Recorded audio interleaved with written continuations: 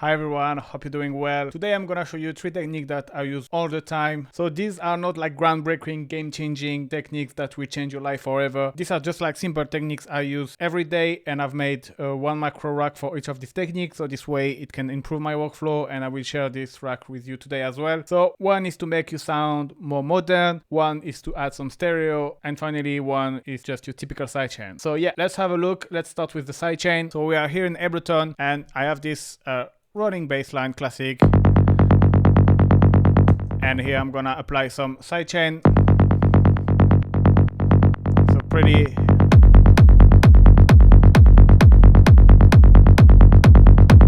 no sidechain.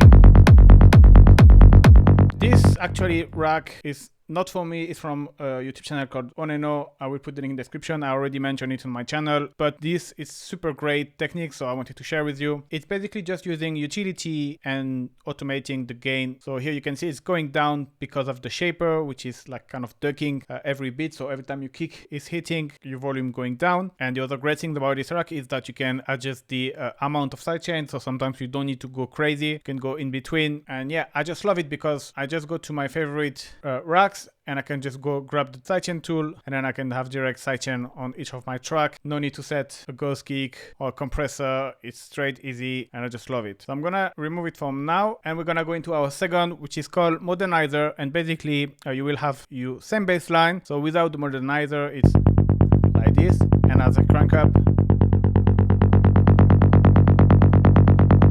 kind of way much more modern. And here again, this tip is not from me. I took it from a video from the channel from Luca Marshall, which is a techno artist that used the name DC11. I will put in the link in the description as well. And he's showing a video where he's processing a techno chord from his OB6. And in the video, he used vocoder, and it just makes the sound, I don't know, more like sharper, more aggressive, more modern. I cannot really explain why and how the vocoder affect the sound this way, but this is a pretty similar preset than the one he used in the video. Obviously, depending the sound, you might adjust the depth and the formant, depending on your taste as well, but the other settings stay pretty much the same. So this is something I'm gonna use a lot, and I wanted to share with you, and I wanted to give a shout out as well to him because the idea come from him. So yeah, pretty dope. And then finally, it's a preset I've been using a lot. I've just made a rack to have this drag and drop technique that I can easily set things. So I have the same patch, but I play a higher note, and then I can add with the rack some stereo width,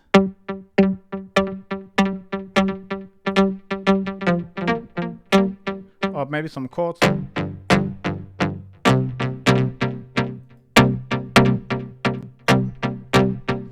So great to add some stereo, and this is a pretty easy thing. It's just a delay, and I will use a hash effect. And basically hash effect is you have your left and right channel, and you slightly delay one from a few milliseconds to kind of trick your brain and give the impression of the stereo image. And that's what I've done. I just map the time of the right channel to the macro here, and when it's at 0, it deactivate it, and then you can just like adjust.